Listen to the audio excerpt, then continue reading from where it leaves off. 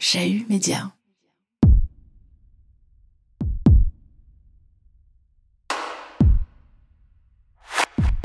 On le sait, ces questions d'interrelation avec ces questions coloniales et la Suisse sont étudiées depuis plusieurs dizaines d'années par des historiens. Le musée, finalement, il a un rôle à jouer à ce niveau-là, puisque déjà de nous-mêmes, on faisait déjà les recherches de notre côté au sein du musée. Mais surtout, on est vraiment une plateforme où les historiens, les publics, les scolaires peuvent venir pour déjà entendre ces histoires, les comprendre et surtout après définir comment ça se traduit en fait dans notre contemporain.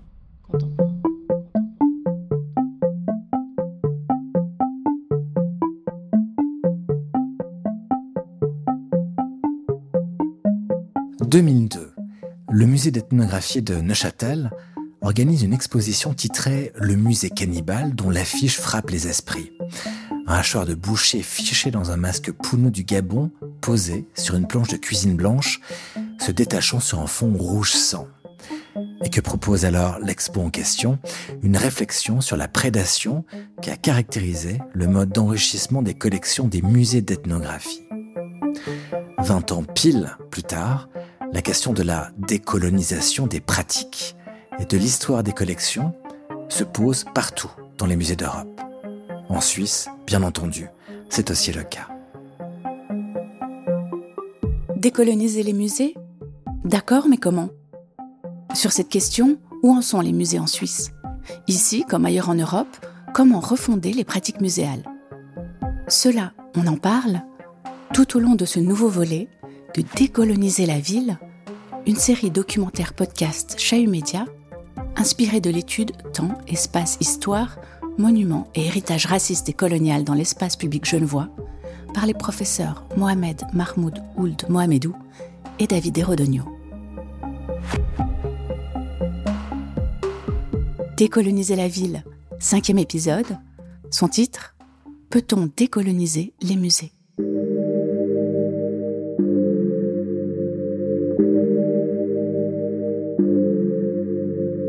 La dépossession est, à mon sens, un des éléments essentiels de l'histoire coloniale. Il n'y a pas d'histoire coloniale sans dépossession. Elle est vraiment instrumentale et ça marque la domination et le fait que, aux dominés, soit enlevée une partie importante de leur identité. David Rodogno, professeur d'histoire et de politique internationale à l'Institut de hautes études internationales et du développement de Genève. Et le fait même qu'elle soit transportée ailleurs, des fois des milliers de kilomètres de distance, dans des villes qui sont les capitales des métropoles impériales, est une humiliation ultérieure de cette dispossession, comme on dirait en anglais. Et donc, pour rajouter une insulte encore ultérieure, elle est ensuite appropriée, exhibée, pour le plaisir et l'entertainment de ces publics des métropoles. Ça a été l'histoire des musées européens pendant très longtemps. Et ça se fait dans tous les cas de conquête. Ce n'est pas que la conquête coloniale. L'histoire d'Europe est faite de musées qui s'approprient les œuvres d'art des uns des autres. Mais dans le fait colonial, dans la dispossession de ces propriétés et de ces objets, on meurtrit l'identité du dominé. C'est l'un des 4 attributs du colonialisme. Contrôle, violence, exploitation et dépossession. Mohamed Mahmoud Ould Mohamedou, professeur d'histoire et de politique internationale à l'Institut de hautes études internationales et du développement de Genève. La dépossession, c'est vraiment, je dirais peut-être même le cœur de la chose. On va même déposséder ces colonies de leur identité, de leur histoire, de leur possibilité d'exister, d'écrire une histoire différente qu'on ne saura jamais parce qu'on est passé à une voie de temps différente à partir du moment que le colonialisme a eu lieu. Ces pays auraient échoué ou réussi, c'est différent. On ne peut plus savoir à partir du moment qu'il y a le viol colonial. La dépossession passe aussi par précisément la prise d'objets. et leur incorporation dans des musées, et qui sont là où ça devient plus compliqué encore, c'est qu'il y a ce que disait Davidé, une forme de changement du paradigme dans lequel ces objets sont présentés comme faisant partie de l'histoire du pays qui a colonisé. Parce qu'il a fait cette action, qu'ils apparaissent aux consommateurs dans les musées, qu'ils le veuillent ou non, comme en fait des trophées.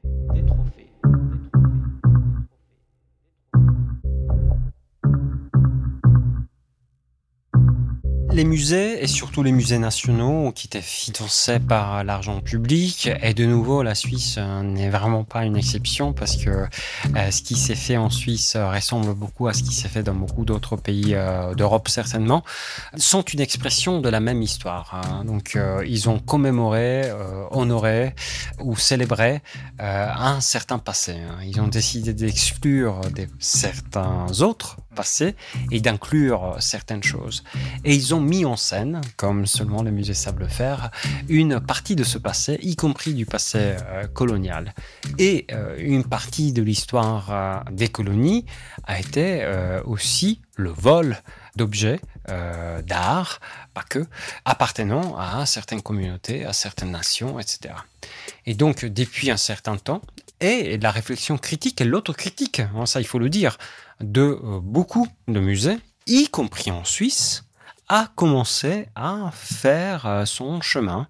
Et des directrices, souvent des femmes, des directeurs, ont commencé à se dire, finalement, ces objets qu'on expose dans nos musées et qui sont conservés dans nos caves par milliers, devraient être restitués, devraient être contextualisés, et ces histoires devraient être racontées de manière différente. Alors c'est vrai que de nos jours, les musées sont de plus en plus confrontés à des sujets sensibles, à des sujets épineux. Hélène Biry-Thompson, directrice du Château de Prangin, Musée national suisse.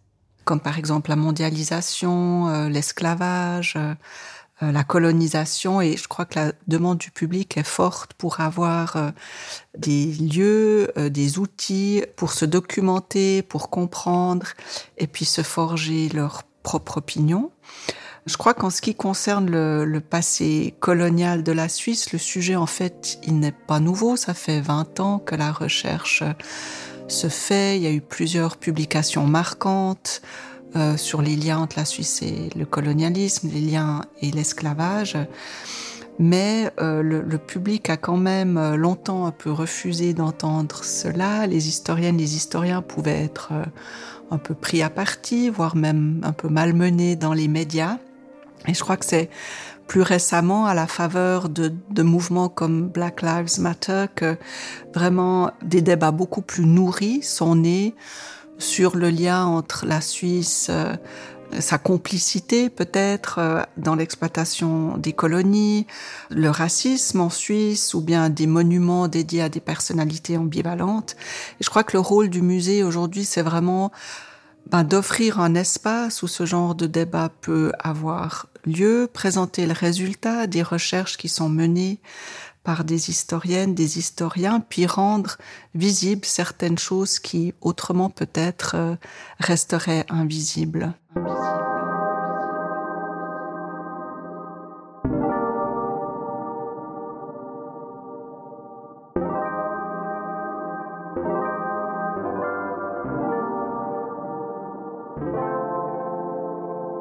Je crois pas seulement en Suisse, mais probablement en Europe ou dans l'Ouest. Les musées sont au milieu d'un processus de transformation. Bernard Carlos Scher, professeur assistant Eccellenza, Institut d'études politiques, Université de Lausanne. C'est pas lost in translation, mais lost in transformation. Alors, perdu dans le processus de transformation. Et transformation, pourquoi? Il faut peut-être se rappeler quel était le rôle et la fonction de ces musées.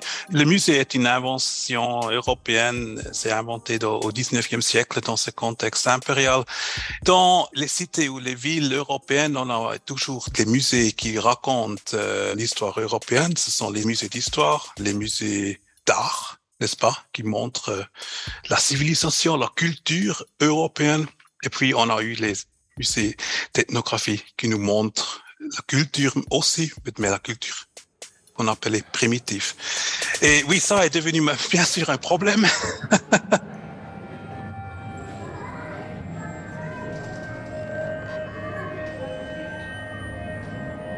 Le monde a changé pour les musées et maintenant ils sont en train, oui, vraiment de se demander comment ils doivent changer. Et c'est difficile parce que maintenant ils doivent reconnaître que oui, eux aussi ils sont en fait des musées qui documentent pas des autres races ou des autres cultures, mais une histoire qui est super violente, n'est-ce pas? Parce que c'est une histoire des relations entre l'Europe et ces espaces non européens.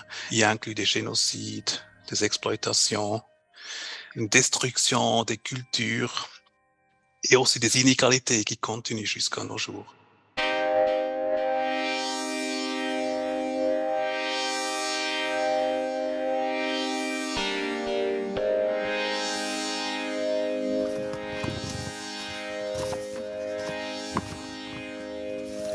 L'institution musée participe à l'invention de catégories homogènes et racisées, l'africain, l'asiatique, l'arabe, l'européen, qui renforcent la suprématie occidentale blanche avec une conception de l'art et de la culture plaçant l'Europe au centre du monde.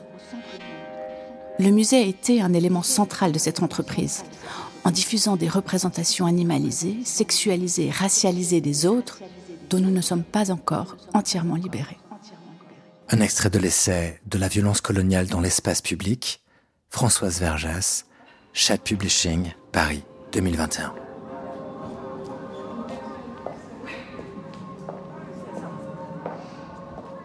Donc bonjour, je m'appelle Karine Ayélé-Durand et je suis directrice du MEG, le musée d'ethnographie de Genève.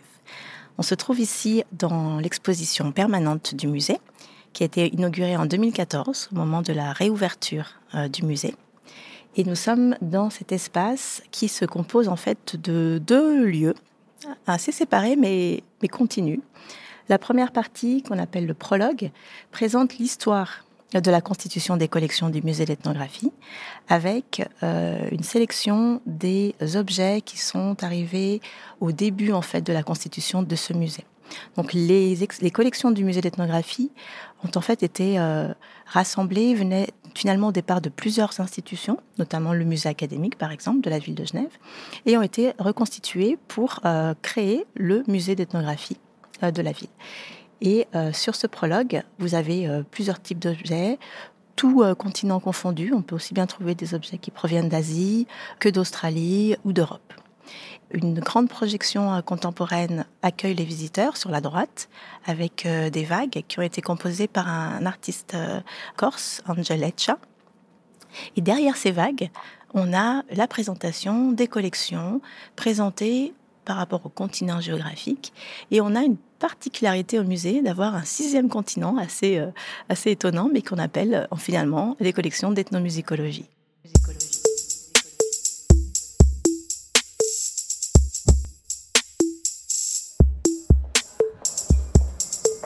Ce qui est intéressant de savoir quand on se dirige ou quand on rentre dans une exposition permanente de musée, on pourrait avoir a priori l'impression que rien ne bouge. Mais en fait, ce qui nous intéresse aussi de montrer dans le musée, c'est que la présentation des objets, le savoir autour de ces objets, en fait, est en changement constant. Et notamment quand on est dans une démarche que nous on appelle décoloniale, c'est-à-dire de vraiment discussion, ouverture, transparence vis-à-vis de nos collections, vis-à-vis de l'accès à nos collections, mais aussi vis-à-vis des discussions qui peuvent se mettre en place avec nos partenaires autour des collections, on se rend compte rapidement que nos connaissances s'élargissent et ça amène un changement même parfois dans la présentation des vitrines. Puis ça, je vais vous le montrer en vous parlant d'exemples très concrets qui sont en cours actuellement. On se lance depuis des années maintenant dans une approche très proactive pour renouer du lien, se remettre en dialogue avec les communautés d'origine des collections du musée. Et ça entraîne évidemment une ouverture dans le domaine de la connaissance, de comment ces objets sont arrivés au musée, et ensuite de comment ces objets ont un aspect aussi extrêmement fort pour les communautés d'origine. Et qu'est-ce que ça veut dire pour nous en tant que professionnels de musée ? Qu'est-ce que ça veut dire sur notre manière de les présenter dans les expositions ou de les conserver dans les réserves, par exemple. Donc tout ça est lié.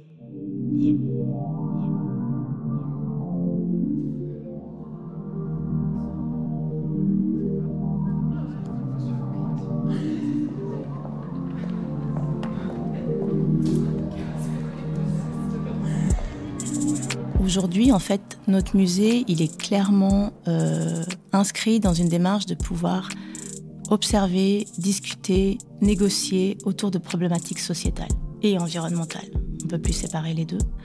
Donc ça, c'est qu'est-ce que met en avant le musée et qu'est-ce que pointe finalement du doigt le musée, vers où il regarde. Donc vers où il regarde, c'est ça, c'est des problématiques sociétales et environnementales aujourd'hui. Après, c'est comment on le fait. Est-ce qu'on le fait à travers le prisme d'une seule discipline, qui serait l'ethnologie ou l'ethnographie, ou est-ce qu'on le fait à travers le prisme de disciplines multiples? Et aujourd'hui, c'est aussi là qu'on est. Au sein du musée, déjà nous-mêmes, dans notre composition d'équipe, on n'est pas que des anthropologues, des ethnologues, on a des historiens de l'art, on a des psychologues, on a des personnes qui viennent vraiment d'autres disciplines.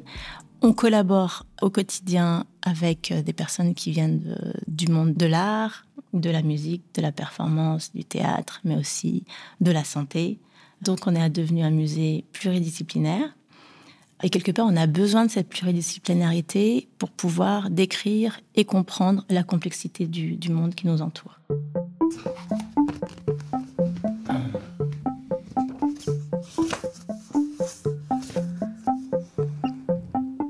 Derrière le masque de la beauté, la question des restitutions invite en effet à mettre le doigt au cœur d'un système d'appropriation et d'aliénation, le système colonial, dont certains musées européens, à leur corps défendant, sont aujourd'hui les archives publiques. Penser les restitutions implique pourtant bien davantage qu'une seule exploration du passé. Il s'agit avant tout de bâtir des ponts vers des relations futures plus équitables. Guidé par le dialogue, la polyphonie et l'échange, le geste de la restitution ne saurait en outre être considéré comme un acte dangereux, d'assignation identitaire ou de cloisonnement territorial des biens culturels. Il invite tout au contraire à ouvrir la signification des objets et à offrir à l'universel, auquel ils sont si souvent associés en Europe, la possibilité d'être éprouvé ailleurs. Felwine Sarr et Bénédicte Savoie, rapport sur la restitution du patrimoine culturel africain vers une nouvelle éthique relationnelle, novembre 2018. La question de la provenance, de la trajectoire des objets, de la restitution, alors elle ne se pose pas de la même manière que dans un musée d'ethnographie, mais elle se pose bien évidemment aussi dans un musée d'art et d'histoire, et je dirais d'une manière générale, c'est une question fondamentale. Chantal Lafontan-Vallotton, co-directrice et responsable du pôle Histoire, musée d'art et d'histoire de Neuchâtel. Pour nous, il s'agit de montrer bien évidemment l'histoire dans toute sa complexité, en sachant qu'on conserve bien évidemment des objets qui se rapportent à l'histoire de ces personnes qui ont participé à l'entreprise coloniale. Donc, il s'agit d'avoir un questionnement, d'avoir une approche plurielle. Je vais citer un exemple qui est un exemple lié aussi à l'histoire de Neuchâtel. On a donc les Indiennes, qui sont ces toiles de coton imprimées à l'aide de bois gravés, des Indiennes qui comptent parmi les produits qui ont été échangés contre des captifs noirs. Et ce sont donc des marchandises dites de traite. Je dirais que pendant longtemps, lorsqu'on a exposé des Indiennes, en sachant que Neuchâtel a été un centre important d'indiennage, que des Neuchâtelois sont partis à Nantes, ont développé aussi des fabriques d'indiennes, mais pendant longtemps, je dirais, quand on a présenté les Indiennes, on les a présentées en questionnant leurs techniques, en regardant les motifs, mais on s'est pas intéressé à l'histoire de ces objets, à la circulation, au fait qu'elles aient été utilisées comme marchandises d'échange avec des captifs noirs. Donc c'est aussi un nouveau regard sur les collections, sur les objets qui nous amène à nous intéresser à l'histoire de ces objets.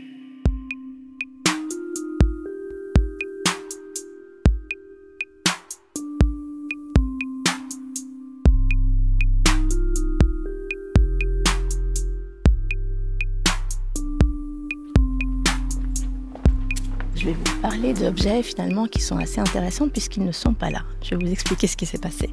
On va se diriger dans l'espace de l'exposition qui concerne l'Amérique, les Amériques. Et je vais vous montrer une vitrine qui aujourd'hui est vide et je vais vous expliquer pourquoi.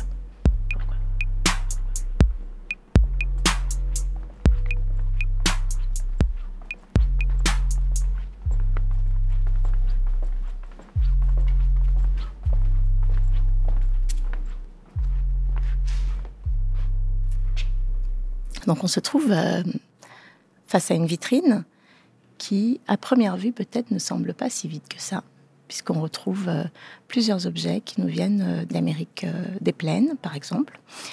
Et il faut vraiment le savoir, il faut pouvoir regarder attentivement la paroi pour se rendre compte qu'on a 2 petits trous. Je ne sais pas si vous les voyez à côté de moi, là, 2 petits trous en face de vous.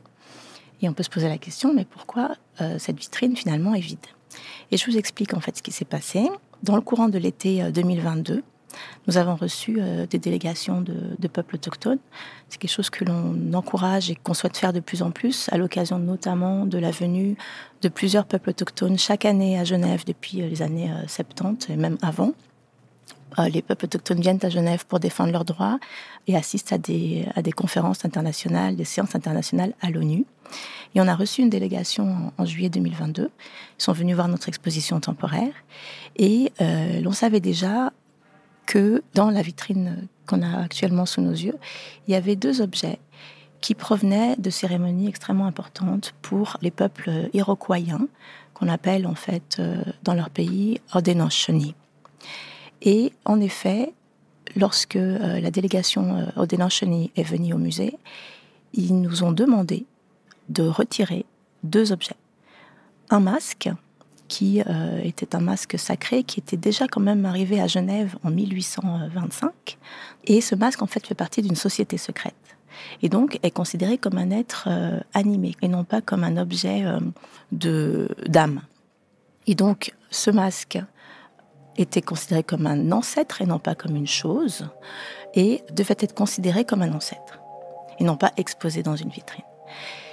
Et associé à ce masque était un hochet en carapace de tortue qui lui-même également avait la même aura d'être animé et d'être vivant. Donc sur cette base-là, nous, tout en nous appuyant sur les recommandations des différents textes juridiques qui protègent finalement les droits des peuples autochtones, nous avons pris la décision de respecter cette demande de enlever ces objets, puisque ce sont des objets considérés comme sacrés. Aujourd'hui, évidemment, le dialogue continue avec les communautés d'origine. Et l'idée, ça c'est ce que le public pourra découvrir en début d'année 2023, nous allons expliquer l'engagement du musée et on va pouvoir intégrer dans cet espace aujourd'hui laissé vide une information bien plus spécifique sur qu'est-ce qui s'est passé, pourquoi ces objets sont partis, et on indiquera avec un texte très court, mais aussi on aura la possibilité d'avoir un QR code qui permettra d'aller plus loin dans la compréhension de ce vide aujourd'hui qui est par contre plein de sens en termes de relations avec les communautés d'origine.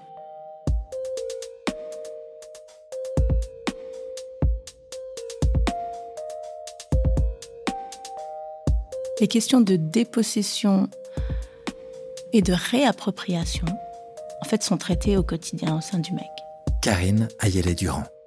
Le moment où ces objets arrivent à Genève, ça correspond au moment où la plupart de ces communautés sont soumises à un ordre colonial. Alors, je vais très vite, mais évidemment, c'est une partie de nos collections, parce qu'on a des collections qui sont quand même très vastes et qui ne répondent pas toutes à ce schéma-là. Mais ce qui est compliqué aussi, c'est là qu'on rentre plus dans l'historique des collections. Parfois, les objets, en effet, ont été retirés sans le consentement des personnes concernées. Donc ça, c'est ce qu'on appelait tout à l'heure les objets sensibles. Mais il y a aussi, dans l'histoire des collections, parfois des objets qui sont donnés volontairement. Donc ça, il faut pouvoir l'étudier pour déjà savoir dans quel cadre on se situe. La deuxième chose, c'est ce que j'appelle la réappropriation. C'est comment aujourd'hui, depuis déjà plusieurs dizaines d'années, mais comment en particulier aujourd'hui, au moment où on parle de musées qui se décolonialisent, comment aujourd'hui les musées ont comme engagement d'ouvrir leur collection pour que les descendants des personnes qui ont constitué ces objets puissent se réapproprier ces objets. Alors parfois, la connaissance est extrêmement difficile à réacquérir parce qu'il y a plein d'éléments qui ont disparu.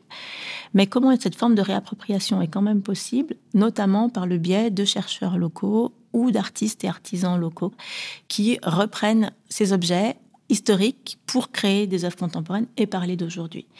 Je pense qu'il ne faut jamais oublier ce double mouvement. Il y a dépossession d'un côté, réappropriation de l'autre. Et quel rôle peuvent jouer les musées comme le nôtre dans cette accélération de la réappropriation ?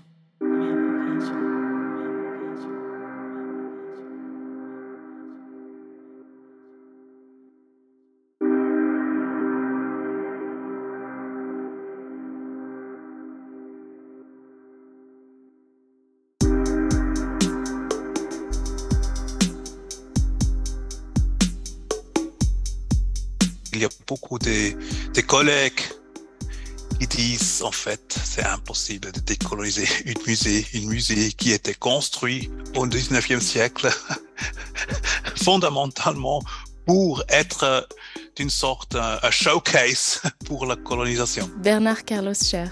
Alors oui, cette idée de décolonisation est très très difficile, mais quand même, on peut faire quelque chose, n'est-ce pas? Et ce que je crois, beaucoup de musées sont en train de le faire, mais je crois aussi qu'ils doivent continuer plus fortement, peut-être aussi d'une manière aussi conceptuelle, plus claire ou plus radicale. Je crois que les musées doivent surpasser l'espace muséal, n'est-ce pas? Moi, je ne suis pas sûre si une décolonisation totale des musées soit possible, d'une part, mais qu'il y ait des transformations dans les musées, oui. Françoise Vergès, politologue, militante féministe décoloniale française, notamment autrice de l'essai « De la violence coloniale dans l'espace public ». Qu'il y ait une éthique de ce qui est montré, comment, qu'il y ait des restitutions, si des communautés et des peuples les demandent, qu'il y ait une réelle connaissance de comment la collection a été constituée. Donc ça, toutes ces choses sont absolument indispensables, c'est des choses de justice. C'est une justice qui doit être aussi sociale, c'est-à-dire le musée fonctionne comment, qui nettoie le musée, qui sont très souvent ces hommes et ces femmes de couleur qui gardent les salles et qui sont debout tout le temps et qui sont pratiquement invisibles, à qui on ne parle pas, dont on ne sait même pas qui ils sont, combien ils sont payés. Il faut prendre le musée comme une institution sociale totale. Pas simplement ce qui se passe dans les salles d'exposition et de demander que dans les salles d'exposition, les choses changent. Il faut que si on veut décoloniser le musée, c'est l'institution musée qu'il faut décoloniser. Se poser qui garde, qui nettoie, comment sont constituées les collections, quelle est la hiérarchie qui s'organise, quels sont les services, qui a droit à ci, comment, pourquoi la plupart des directeurs ou directrices sont blancs en Europe. Toutes ces questions doivent être posées pour qu'effectivement il y ait plus de justice sociale et épistémologique dans le musée.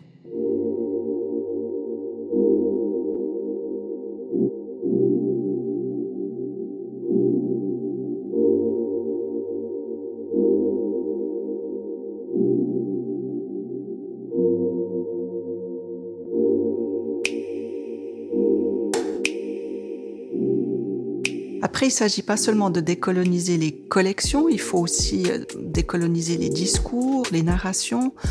Et je crois que là, voilà, nous avons des histoires à rattraper, des histoires que nous avons oublié de raconter, auxquelles nous n'avions pas pensé. Hélène Biry Thompson. Et là, il y a vraiment quelque chose à faire. Maintenant, est-ce que ça suffira pour décoloniser les imaginaires? Je ne le sais pas. Mais je pense que c'est un pas dans la bonne direction et nous devons absolument continuer à faire cela. Après, beaucoup plus largement, je pense que décoloniser les esprits, c'est là aussi une entreprise de très longue haleine, où il faut aller bien plus loin que s'occuper que des domaines, des collections et des contenus dans les musées. Mais clairement, décoloniser fait partie des nouvelles fonctions du musée. Je pense que ça signifie de ne pas avoir peur d'aborder des sujets difficiles, complexes, sensibles, épineux. Je pense que ça signifie renouveler les perspectives et porter de nouveaux regards sur les thèmes. Je pense que c'est aussi très important de se demander à qui est-ce qu'on fait appel en tant qu'expert, qui est-ce que nous invitons dans nos musées à parler, à prendre la parole, à dire quelque chose. Est-ce que ces expertes et experts doivent toujours être issus du monde académique? Est-ce qu'ils doivent toujours être blancs? Je pense que décoloniser le musée, c'est aussi être attentif à comment est-ce que nous travaillons à l'intérieur de nos institutions, qui engageons-nous, comment les traitons-nous. Décoloniser le musée, c'est aussi se demander qui sont nos partenaires, nos mécènes, nos sponsors, c'est leur demander des comptes. Décoloniser le musée, c'est aussi réfléchir et s'adresser à tous les publics, sans exception. C'est rendre nos contenus aussi accessibles que possible au plus grand nombre de personnes en variant les supports, en variant les contenus, les expériences proposées. Je pense que si on arrive à faire tout ça, peut-être qu'à terme, les musées deviendront vraiment des vecteurs de transformation sociale et pourront contribuer à décoloniser les imaginaires, mais c'est un programme très, très ambitieux.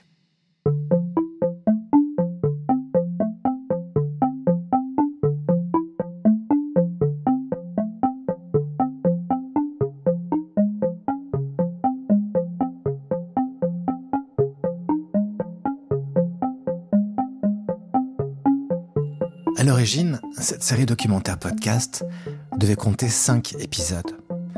Et puis on a rencontré des dizaines de chercheurs et de chercheuses, de militants et de militantes antiracistes. Et naturellement, ce qu'on avait imaginé avec les professeurs Mohamedou et Rodogno, quand on avait posé les grands axes de cette série, eh bien tout ça s'est élargi. Un 6e épisode est né, un 6e volet comme une sorte d'épisode bonus, ou si vous préférez comme le préambule à d'autres saisons de notre série, pourquoi pas, car décoloniser la ville, ça signifie nécessairement décoloniser toute la société. Vaste programme. Sans désir, pas de lutte, c'est le titre de ce 6e chapitre. Un chapitre entièrement consacré à la place des femmes dans l'espace public et à leur place dans le combat mené partout dans le monde pour que la décolonisation de nos sociétés puisse avoir lieu.